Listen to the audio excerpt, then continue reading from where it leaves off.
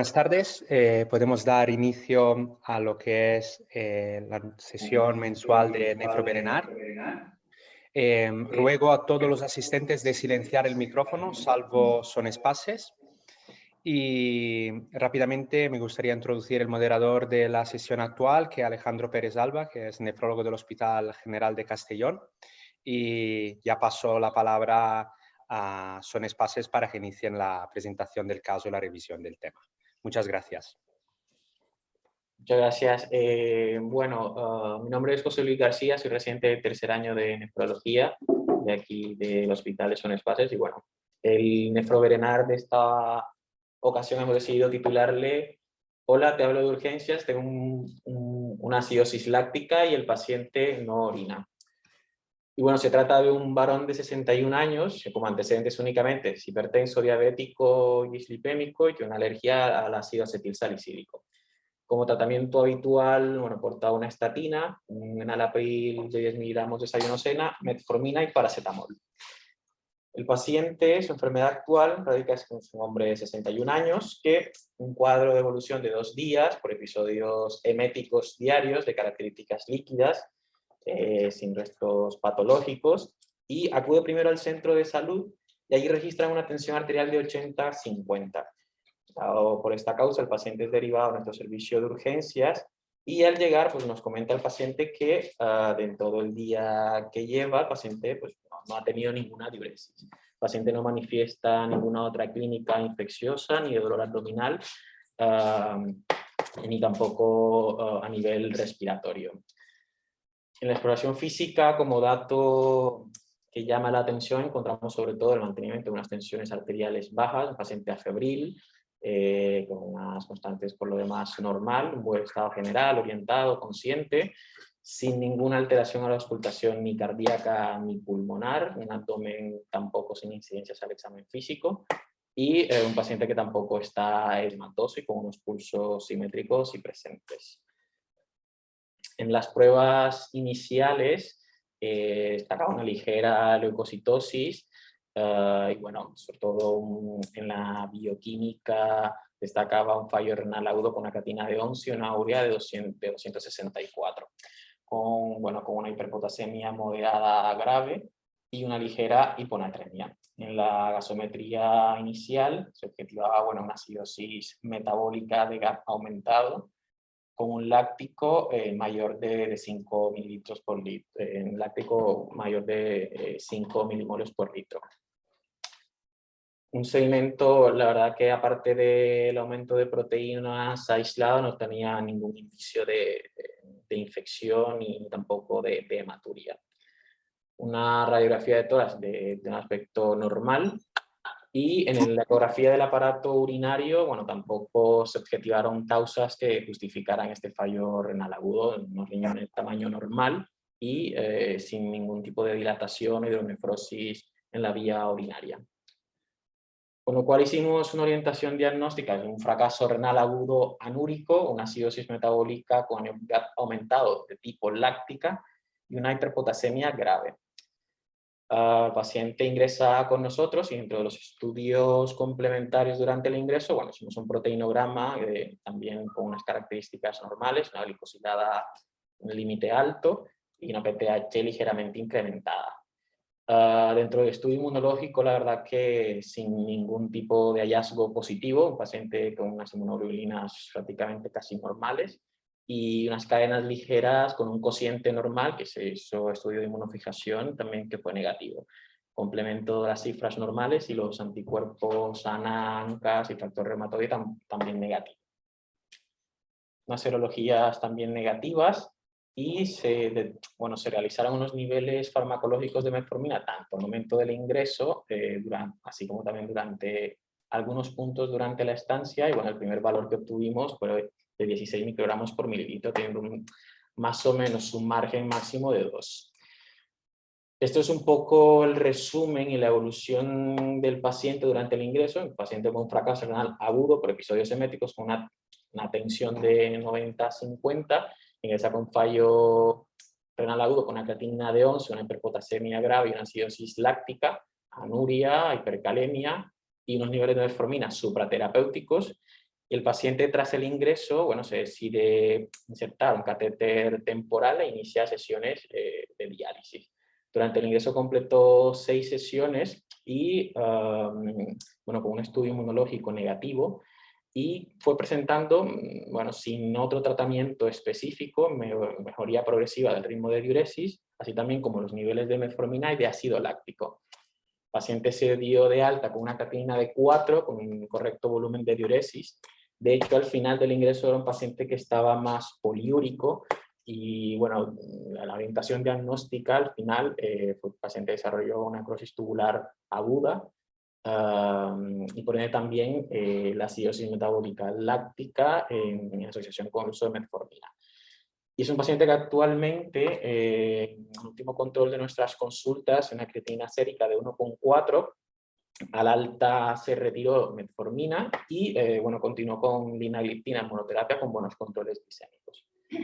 Por lo tanto, sobre todo el tema que hemos de desarrollar es la acidosis láctica por metformina, sobre todo en el contexto de una insuficiencia renal aguda.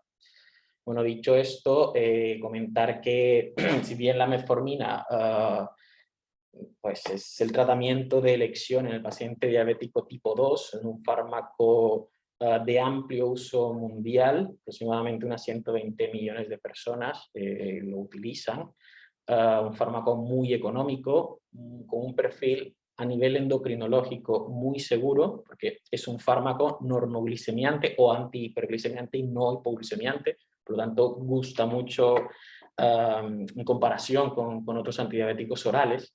Y también decir que es un medicamento que ha demostrado bueno, unos beneficios a nivel cardiovascular bastante relevantes, bueno, unos efectos antiisquémicos, de mejoría de la microcirculación y también la mejoría de la función endotelial. Esto a la final lo que radica es que las complicaciones tanto macro y microvasculares del paciente diabético pues, se van a venir a una disminución de ellas y por tanto mejorar el pronóstico del paciente. Sin embargo, el efecto adverso, bueno, normalmente la metformina tiene los efectos adversos más de tipo gastrointestinal, náuseas, vómitos por lo general, y el efecto adverso más temido o más grave es la acidosis láctica que se asocia a su uso. Si bien es un trastorno bastante poco frecuente, sí conlleva una alta tasa de mortalidad y por tanto hay que tenerlo presente. Entonces, el concepto que se define como la presencia de una acidosis con altos niveles de lactato, con un pH menor de 7,35, el lactato por encima de 5, y en presencia de exposición de la metformina y que no se explica por otras causas. Y hay que tener en cuenta que la acidosis de tipo láctico es el tipo de acidosis metabólica más frecuente en los pacientes hospitalizados.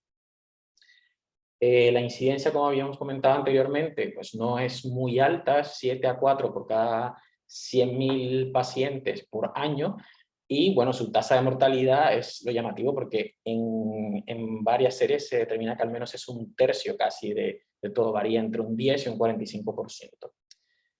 Esto es un poco para explicar el mecanismo así rápidamente de por qué la metformina, digamos, corresponde a un aumento del ácido láctico, y todo radica en, si bien la metformina, su efecto normoglicemiante viene dado por una menor absorción de la glucosa a nivel intestinal, una mayor sensibilidad a la insulina a nivel periférico, los efectos que más van a tener incidencia en el aumento de ácido láctico es sobre todo la inhibición de la gluconeogénesis hepática. Y esto a la final se da porque la metformina inhibe la versión mitocondrial de la glucosa dihidrofosfato solamente a nivel hepático, para no convertir ni el glicerol, ni la alanina, ni el lactato en piruvato. Y a su vez que este piruvato no se convierta en glucosa. Esto sería, bioquímicamente hablando, lo que sería inhibir simplemente la gluconeogénesis hepática. Y es importante saber que solamente inhibe la gluconeogénesis hepática, porque si bien, si recordamos un fármaco homólogo suyo, que fue la fenformina, que se utilizó en la década de los 70 y fue suspendido hasta el año 76 o 77, inhibía la gluconeogénesis no solamente hepática, sino también muscular. Entonces, la proporción de lactato que se creaba con la fenformina era mucho mayor que con la metformina, por lo tanto, sí que se vieron muchos mayores casos de acidosis láctica con el primero, con la fenformina. Entonces, sobre todo, el aumento del lactato por la metformina va a venir dado por, digamos, por la inhibición de la gluconeogénesis hepática. Podemos contarle todo eso al paciente o simplemente decirle que la pastilla que le hemos recetado va a hacer que su hígado secrete menos glucosa a la sangre, en palabras cortas. La farmacocinética de la metformina viene siendo relevante porque nos va a ayudar cuando tenemos una acidosis láctica a causa o relacionada con ella en cuanto al tratamiento. El medicamento, bueno, se absorbe a nivel intestinal, circula en plasma con casi nula unión a proteínas y se excreta sobre todo por secreción tubular, a nivel de secreción del túbulo proximal. En la práctica clínica podemos encontrar tres situaciones donde hay una acidosis láctica digamos, de causa o en asocio con la metformina. La primera es lo que llamaríamos un intento autolítico, donde un paciente ingiere numerosos comprimidos de metformina. Y bueno, en este caso el pronóstico es, en comparación con las otras dos, es muy bueno en cuanto a la supervivencia. La segunda o el segundo contexto es un paciente que toma la metformina y tiene una acidosis láctica que es causada por cualquier otro evento, sobre todo de un poco volumen efectivo o un bajo gasto, bien sea por un shock, una cardiopatía isquémica, una insuficiencia cardíaca o hepática. Y en la tercera hay una situación de que el paciente tiene cualquier causa de acidosis láctica, pero sobre todo tiene un fallo renal agudo. Un paciente que consume metformina y que esto impide, bueno, la excreción del fármaco y por tanto se perpetúa su efecto y aumenta el ácido láctico. El número 2 y el número 3 evidentemente tienen una mortalidad mucho mayor que digamos, que la primera causa. Los factores de riesgo para desarrollar una acidosis láctica asociada a metformina, bueno, deterioro de la función renal, una enfermedad hepática concurrente, el abuso de alcohol, un paciente que ya haya tenido un episodio de acidosis láctica, cuando preveemos de que el paciente pueda tener cualquier evento de que disminuya el volumen circulante efectivo, estados hipóxicos o cualquier cosa que, digamos, comprometa la oxigenación tisular. En cuanto a la metformina y el filtrado, los documentos de consenso, tanto de sociedades de endocrinología como sociedad de nefrología del manejo de la diabetes en pacientes con enfermedad renal crónica, coinciden, incluso esto por la FDA también. Cuando le vamos a recetar metformina a los pacientes, pues tenemos que tener claro cuál es su filtrado. Luego, no hay que iniciar el fármaco si tenemos un filtrado menos de 45. Si el paciente ya lo llevaba y tiene un filtrado por debajo de 45, pero superior a 30, la dosis se disminuye a la mitad. Y evidentemente está contraindicado cuando el filtrado cae por debajo de 30. Esto es un estudio simplemente que evaluó la asociación en cuanto al pronóstico entre los niveles de la metformina a nivel sanguíneo y de ácido láctico junto con la mortalidad. Al final la conclusión, bueno, era un poco ya lo que habíamos mencionado, es decir, las intoxicaciones autoinfligidas tienen un mejor pronóstico, casi el 100%, versus casi un 50% de el otro tipo de intoxicaciones cuando el paciente tiene otra causa de una acidosis láctica y que consume a su vez metformina. El lactato sérico y la concentración de metformina no se relacionaron con la mortalidad y bueno, al final lo que determinó si el paciente sobrevivía o no era su estado basal previo y las comorbilidades. La gráfica de la izquierda sobre todo trataron de hacer una correlación entre los niveles séricos del fármaco y el nivel de pH. En cuanto a las discusiones del tratamiento de la acidosis láctica, bueno, principalmente no hay ningún antídoto para esto y corresponde al manejo de soporte y una adecuada reanimación. En cuanto, si bien siempre se realiza la administración de bicarbonato, es verdad que el uso es un poco cuestionable y no está del todo demostrado que mejore la supervivencia de estos casos, pero en la práctica clínica diaria se realiza. Y bueno, la metformina como fármaco es una molécula que es parcialmente dializable y bueno, que circula, como ya lo habíamos dicho anteriormente, sin unirse a proteínas y con un volumen de distribución muy alto.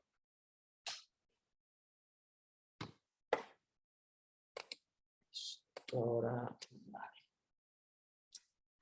vale, cuando hablamos del volumen de distribución, a ver, es importante mencionar más o menos cuántos litros de agua tiene el cuerpo humano. Entonces, aproximadamente de media tenemos un litraje de entre 45 y 48 litros.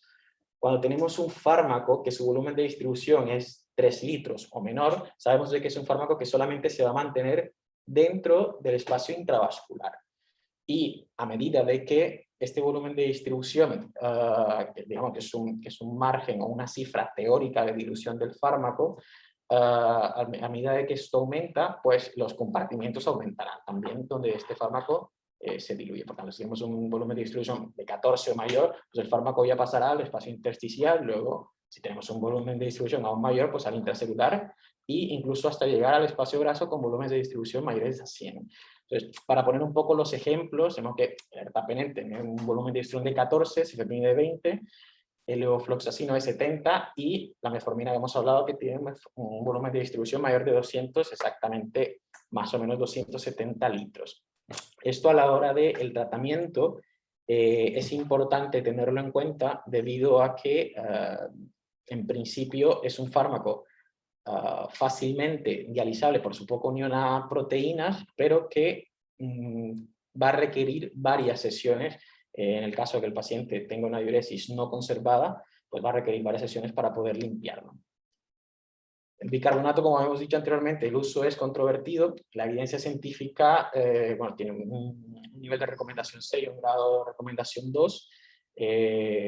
Y bueno, el tratamiento solamente se ha visto que es efectivo cuando tenemos una acidosis metabólica o tengamos una evidencia de que el paciente pierde bicarbonato. La extracción extracorpórea, bien sea por hemofiltro o hemodiálisis, bueno, es un tratamiento que, digamos, es un nivel de evidencia 6, un grado de recomendación 1, que bueno, que es un fármaco en el sentido de la poca unión a las proteínas, es bastante, digamos, susceptible de limpiar. Y bueno, los beneficios radican en corregir sobre todo la acidosis metabólica utilizando como tampón el bicarbonato.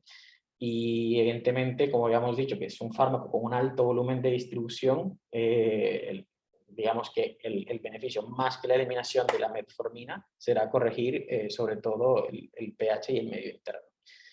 Bueno, si comparamos un poco la hemodiálisis convencional con una terapia intermitente como sería el hemofiltro, evidentemente preferiríamos las sesiones intermitentes, es decir, la hemodiálisis convencional, sobre todo si el paciente está estable a nivel hemodinámico. Bueno, era un poco lo que estábamos hablando. Si el paciente está inestable, evidentemente habrá que poner un hemofiltro y no sería un paciente que toleraría una sesión de hemodiálisis. Y las revisiones que se han hecho acerca de esto es que bueno, el aclaramiento del fármaco, sobre todo, tiene una gran ventaja a una sesión de hemodiálisis convencional frente a las terapias continuas. Y bueno, evidentemente lo ideal sería que si tengo un paciente con una intoxicación por metformina y tengo riñones sanos, pues el tratamiento será mucho mayor que con una sesión de diálisis intermitente y todo esto mucho mejor que con una terapia continua. Entonces, si tenemos que tener algunos criterios, sobre todo cuando tenemos un paciente con una acidosis láctica asociada a metformina, para saber si tenemos que utilizar una terapia de extracción extracorpórea o no, pues, más o menos los criterios con cierto nivel de evidencia son bueno, una concentración de lactato muy elevado por encima de 20, hay que tener en cuenta que esos criterios son que presente uno de estos, o sea, o concentración de lactato elevado mayor de 20, o acidosis metabólica severa con pH menor de 7, o una falta de respuesta tras fluidoterapia intensiva de bicarbonato en un plazo de 2 a 4 horas. Pero sobre todo diríamos, por eso lo he puesto en rojo, que el criterio fundamental es que el paciente no tenga ningún tipo de diuresis efectiva. Es decir, la oliguanuria, así el resto de los criterios de los otros anteriores no los cumpla, un paciente que demostremos que tenga una acidosis láctica asociada a metformina, un paciente oliguanúrico, va a ser el criterio, digamos, de mayor peso para indicar una terapia sustitutiva renal en el paciente. Y luego hay unos criterios un poco más relativos, donde pone se sugiere, bueno, con unas cifras distintas, sobre todo un paciente, ya mencionan lo que tenga presencia en una insuficiencia hepática, disminución del nivel de conciencia, y las cifras de lactato un poco, digamos, más conservadoras, pero sin embargo el criterio fundamental es si el paciente tiene una diuresis efectiva o no la tiene, además de, digamos, los criterios clásicos cuando un paciente necesita o no una terapia renal sustitutiva. ¿Y hasta cuándo mantendremos? Sobre todo tener en cuenta que el paciente o lo que mata al paciente en sí es la acidosis láctica. Entonces, los objetivos van a ser corregir los niveles de lactato. Si tenemos un nivel de lactato menor de 3 milimoles por litro en un paciente que ya empieza a orinar, que tenemos de esa manera garantizada la excreción del fármaco, nos podemos plantear, evidentemente, finalizar el tratamiento renal sustitutivo como tratamiento de la acidosis láctica. Y bueno, en este caso los niveles séricos no influyen en esta decisión, siempre y cuando el paciente tenga una diuresis conservada. Y en cuanto a los mensajes finales, simplemente, bueno, mencionar que es la metformina, es una biguanida y es el fármaco de primera línea en la diabetes mellitus tipo 2. La acidosis láctica asociada a su empleo se caracteriza sobre todo porque es de muy baja frecuencia pero alta mortalidad. Se produce sobre todo por la acumulación del fármaco en pacientes que desarrollan una insuficiencia renal aguda. Y bueno, dada la alta prevalencia de pacientes, sobre todo los nuestros, diabéticos tipo 2, hay que ir a buscar la acidosis láctica asociada por metformina y la anamnesis tiene que ir dirigida a ello. Y bueno, su alta mortalidad y la existencia de un tratamiento específico son factores que nos obligan a tener una alta sospecha clínica siempre. Nada más.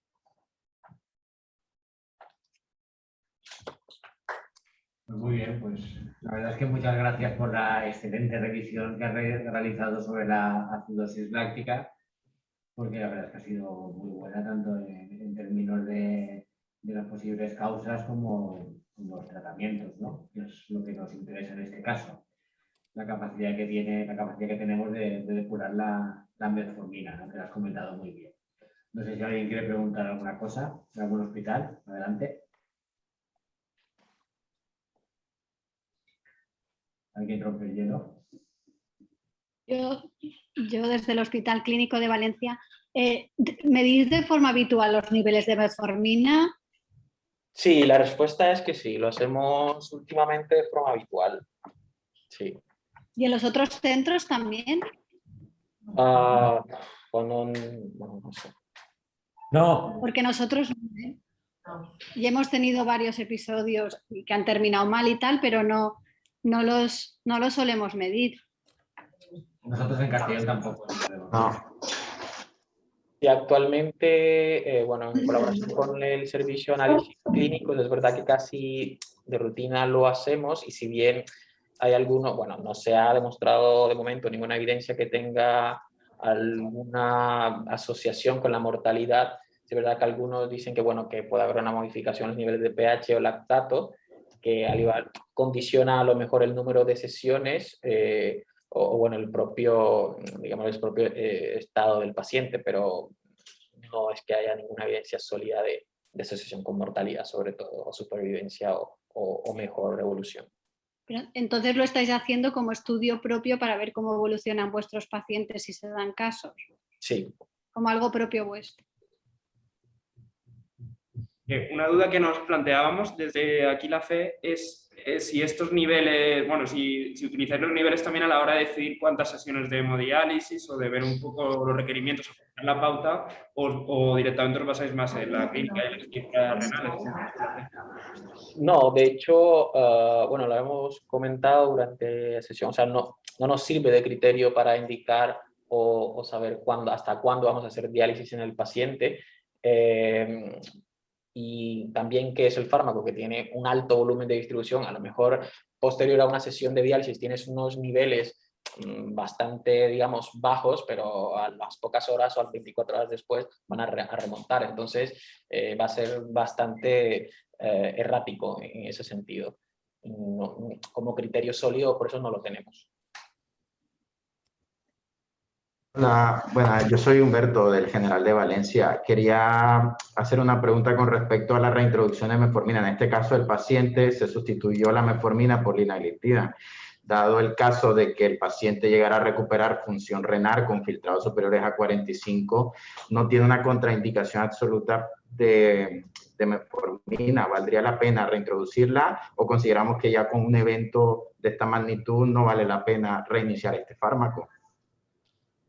Nosotros, en las experiencias que hemos tenido últimamente, casi que, bueno, no lo hemos vuelto a pautar, sobre todo porque si bien es un paciente que desarrolla un fracaso renal agudo severo, que requiere hemodiálisis, que de todas maneras el riesgo de desarrollar cualquier evento de baja perfusión o bajo volumen efectivo, si bien a veces son pacientes con antecedentes también de insuficiencia cardíaca, preferimos casi o bien progresar a un nivel de PP4 en monoterapia si el paciente va bien, o incluso plantear a veces, si el paciente no ha estado del todo controlado, el uso de, bueno, ya de insulinizar al paciente. Pero somos muy reticentes a volver a iniciar el fármaco con las amplias ventajas que sabemos que tiene, pero si ha estado asociado a un evento de tal magnitud, no lo hemos reiniciado. Yo sobre esto sí que quería también aportar algo, porque yo creo que a veces eventos de fracaso renal agudos o casos más graves como estos, de un paciente que llega a necesitar tratamiento sustitutivo renal, después nos ponen en la posición de tener una actitud muy conservadora y privar al paciente de fármacos con beneficios claros. Lo digo porque a lo mejor metformina entra juntos a otros fármacos en lo que se llaman fármacos que se pueden gestionar con sick day rules, que si el paciente tiene determinadas situaciones por lo cual este fármaco puede causar un deterioro funcional, el paciente mismo tiene que tener la capacidad de reconocerlos y suspenderlos, que si el paciente que inicia con una gastroenteritis, intolerancia oral o determinadas situaciones de deshidratación, que suspenda el fármaco y lo vuelva a introducir en un segundo momento. Lo digo porque esto podría ser un planteamiento. Está claro que hay determinados pacientes que no se le puede dar esta autonomía, pero esto puede ser un mecanismo para, siempre lo pienso también con fármacos como pueden ser los los ARA2 o los SGLT2, que igual tienen una acción que en pacientes deshidratados o con contraste pueden empeorar de forma bruta la función renal, pero son fármacos de lo cual el paciente se beneficiaría. O sea, la metformina es un fármaco, yo creo, un muy buen fármaco. El problema es que los ensayos clínicos demostraron lo que demostraron, ahora solo tenemos estudios observacionales, pero privar pacientes, no digo en este caso en concreto, pero pacientes a lo mejor con filtrado de 45, solo por a ver si empeora la función renal, me quedo con la metformina, es una acidosis láctica, podría ser, yo creo que podríamos quitarle al paciente un fármaco realmente válido. Pero importante educar al paciente. Sí. Totalmente de acuerdo. Sí. Con fármaco y además barato también, que eso también es importante. Hola, no sé si me escucháis. Soy María Antonia. Soy de Son Espases, yo soy R25, por lo menos. Si me permitís solo una puntualización respecto al fármaco.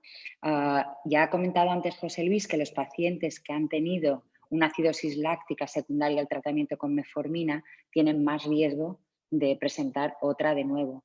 Y esta opinión personal, disponemos hoy en día de fármacos tan buenos o más que la metformina como para asumir un riesgo tan alto de que el paciente repita otra vez una acidosis láctica que precise tratamiento sustitutivo con incluso el riesgo de morirse.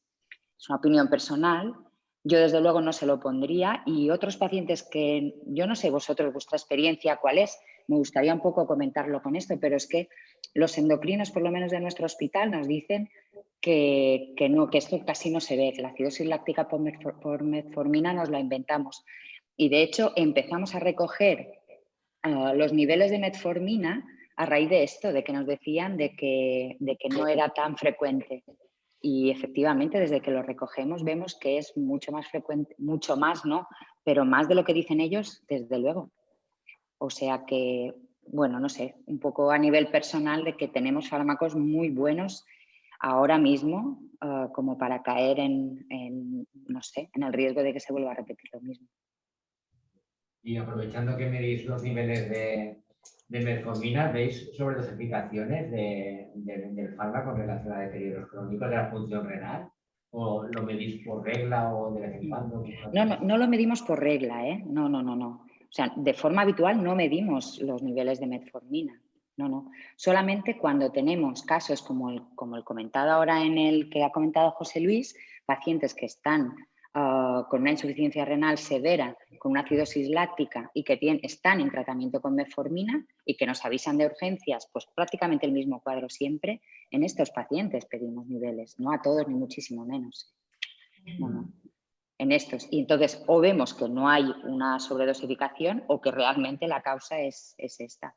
Y yo pues os animo a que pidáis niveles. Tampoco es una cosa, yo no sé exactamente el precio de los niveles de metformina, pero a nosotros nunca nos han dicho nada por pedirlos. Nunca. O sea, no sé qué vale, pero nunca nos han dicho, hey, ¿qué haces? ¿Me entendéis? No. Pero bueno. Sí, totalmente de acuerdo que ahora hay otros fármacos para la diabetes que cada vez están mostrando que son muy útiles, sobre todo en pacientes con enfermedad renal crónica. No para quitarla la metformina, los pacientes que lo llevan y les va bien, fantástico, pero pacientes que les ha pasado un evento como este, pues yo creo que es jugársela mucho, volver a repetir. Creo que no tiene nada que ver, es una opinión personal, pero no podemos comparar esto con un poco de deterioro de función renal a una hiperpotasemia moderada que nos haya provocado un IECA, un ARA2, o incluso un empeoramiento de la función renal que haya hecho el ISGLT2, que sabemos que lo hace, pero que después recuperan. Yo creo que no se puede comparar a esto. Bueno, ya está. Perfecto. No sé si alguien quiere preguntar. La verdad es que la revisión ha sido súper amplia. Una pregunta. Ya que quiero preguntar. Bueno, termino. De los ISGLT2, preguntar si alguno habéis tenido alguna reacción grave asociada a ellos, alguna cetoacidosis severa, si habéis visto algún caso así importante, hablando un poco de lo de los antidiabéticos. Bueno, por el momento nosotros no. Sí sé que está escrito casos muy incluso menor que con metformina, pero de momento no hemos tenido la experiencia. No sabía. Que va. Sí que es verdad que hay bastantes casos de empeoramiento de la función renal al principio, pero ya sabéis que recuperan, al poco tiempo recuperan casi todos. Es igual que con el IECA o el ARA2, que empeoran al principio, pero después recuperan. Yo quería responder a algunas preguntas y hacer algún comentario. Es que a veces hemos hablado de acidosis láctica por metformina y has dicho que los endocrinos siempre dicen que ellos no la ven. Entonces estoy totalmente de acuerdo porque yo creo que no existe la acidosis láctica por metformina en sí mismo, pues el paciente que se tomara 20 pastillas y no desarrolla fracaso renal hace una acidosis láctica. Ese es un escenario.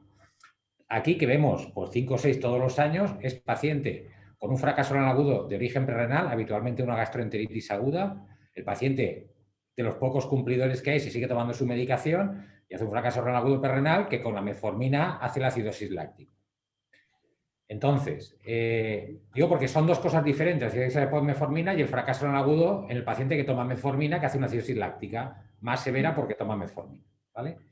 En cuanto al uso de la metformina, claro, aquí cada uno tiene su librillo, ¿no? La metformina es un fármaco el más potente para bajarles el azúcar. Entonces, todos estos nuevos, que son muy fantásticos y tienen mucho diseño, pues tienen su tecla. Los IDPP4 bajan el azúcar, son potentes, pero no valen para otra cosa que para bajar el azúcar. Los SGLT2 valen para todo, menos para poco bajar el azúcar, porque bajan 0,5, 0,6 la glicada. Y cuando hablas con los médicos que llevan la diabetes, es que si no le ponen metformina no se les controla el azúcar. Entonces, es un fármaco que desdeñar su uso implica que a lo mejor hay que pasar a ponerse insulina. Y los pacientes con insulina, con enfermedad renal crónica, aumenta el riesgo de hipoglucemia y que se caigan, se rompan la cadera o se den un golpe en el coscorro, pues también tiene sus implicaciones peligrosas. En cuanto al uso de la metformina, no empezarlo por debajo de 45, yo no estoy de acuerdo con esa aseveración. Yo creo que hay un pool muy importante de pacientes que tienen filtrados en 3B, casi la mayoría de los pacientes que vemos en nuestras consultas tienen enfermedad renal crónica estadio 3B y no se les puede quitar un fármaco bueno, bonito y barato que además les controla el azúcar en ese sentido. Y luego en cuanto al fracaso, a la cetoacidosis, cetosis no hiperglucémica por los ISLGT2, nosotros sí que hemos visto un caso y hay que tener un alto índice de sospecha porque no te enteras, porque el paciente como pierde... El escenario ideal es paciente que ingresa que está malo, que se tomaba el ISLGT2, habitualmente en el hospital se lo quitan, pero a algunos la vida media es larga. Entonces se le pone una pauta de insulina rápida y como el paciente no desarrolla hiperglucemia porque el exceso de glucemia lo mea, el paciente entra en acidosis severa porque lo que no tiene es glucosa. Entonces esto se cura con glucosa e insulina. Un paciente le pone glucosa e insulina y se recuperan de inmediato. Entonces aquí sí que vimos uno en la UCI que no hacía más que ponerle bicarbonato y no recuperaba la acidosis, ¿no? Y lo presentamos en una reunión de los residentes de aquí de la Comunidad Valenciana, ¿no? Entonces hay que llevar cuidado, paciente que hace una acidosis láctica ahí que no desarrolla, por supuesto que si lleva metformina, y lo siguiente se lleva un SLGT2. Y si lo llevara glucosa e insulina, porque muchas veces el paciente queda en la planta, no come, está medio apoyardado allí, como digo yo, y no se le pone glucosa e insulina, pues entonces hacen la acidosis, ¿no? Hay que llevar, un paciente que está con SLGT2 debe llevar glucosa insulina pautada, porque si no el riesgo es muy alto de que te haga una acidosis y se ponen muy malitos, vamos, así que hay que llevar cuidado, ¿no? Porque cada vez lo vamos a ver más, porque son fármacos que, bueno, a la evidencia de lo que hay, pues cada vez vamos a ver más, los nefrólogos los vamos a poner más y los pacientes muchos van a venir a ingresar con un SLGT2 de casa, ¿no?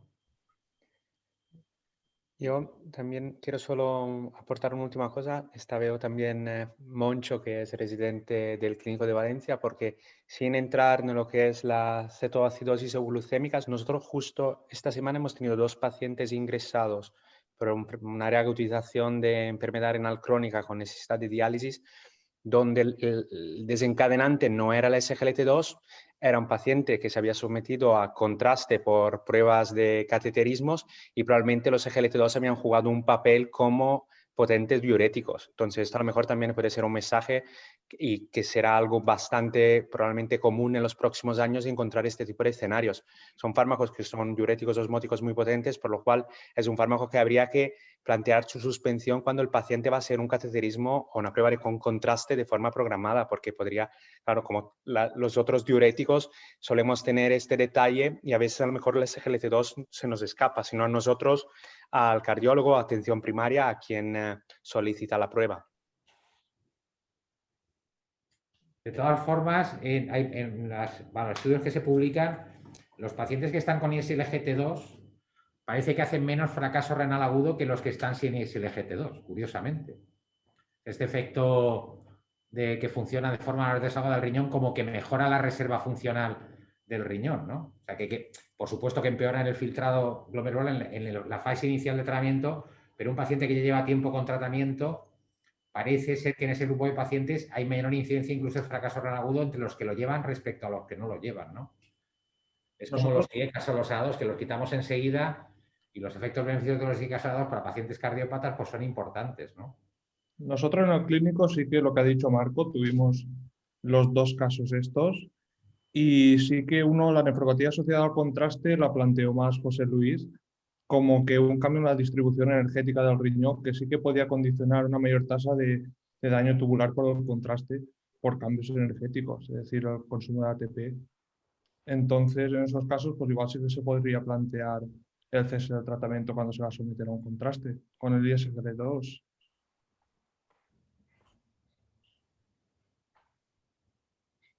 GT2 hablamos de tanta cosa, pero bueno, luego el tiempo nos lo dirá. Seguro que en unos años habrá población de gente que se hace pruebas con contraste, que está tomando ese GT2 y sabremos si realmente induce un mayor número de fracaso renal agudo por contraste. No lo sé. A nivel del túbulo contorneado distal sí que aumenta el consumo de ATP, ¿no? A nivel del proximal menos, que es donde actúa menos el contraste. No lo sé. Eso es, a nivel teórico, como siempre, puede ser interesante, pero eso hay que luego verlo. Sí.